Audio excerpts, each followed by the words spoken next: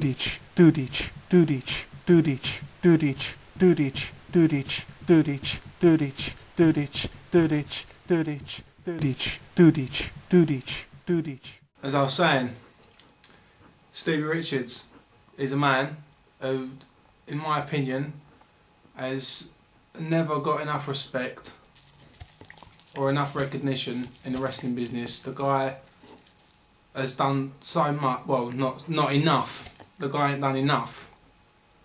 He was in ECW, that was like his biggest run really, like, and in terms of what he'd done and how big he was, and the fact that he'd done main events and was in world title matches and stuff like that.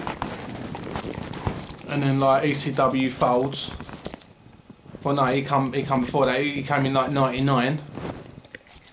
And then just didn't use him properly. His biggest thing in WWF was RTC, and I hated him. I really did. And that's when you realise, like a few years later, how good the guy actually was.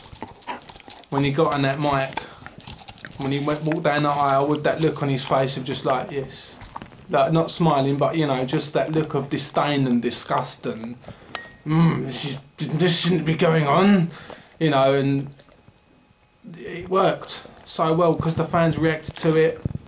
If they would have pushed that, if they would have added like a few more people, 3-4 more people who were a bit sort of, I don't know, because that group was pretty good. Like that group was like a lot of guys that didn't really get used properly. Because you had like Val Venus, Paul Buchanan, the Good Father. You know what I mean? Val Venus also is one of those guys that's just quality in that ring. His wrestling's amazing. But yeah, Stevie anyway is more important than Val Venus because I like Stevie better. Don't use guys properly. I never do. I always treat guys like shit as well. Quality wrestlers. And then there's the odd few that don't make it, like Bret Hart and Shawn Michaels. But as far as I'm concerned, Vito's in the way. Bloody want it, didn't ya? Stevie Richards, as far as I'm concerned, could have been a main eventer, without a doubt. He had the personality, he had the mic skills, he had the wrestling ability, and he could tell a story in that ring that not really anyone else could have done.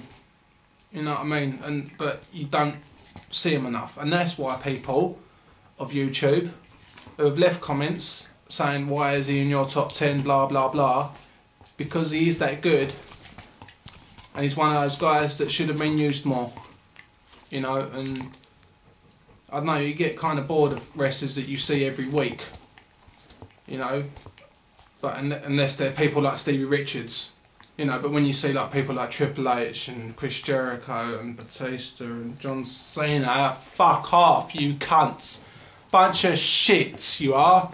You're all crap. Don't know how the fuck you've got there. But you are there in your wrestling. But, you know, it ain't about yous. It's about people like Stevie Richards, Crash Holly, Hard Holly, Val Venus. People like that. Mr. Perfect. You know? People like that just are quality. In every single sense of the word.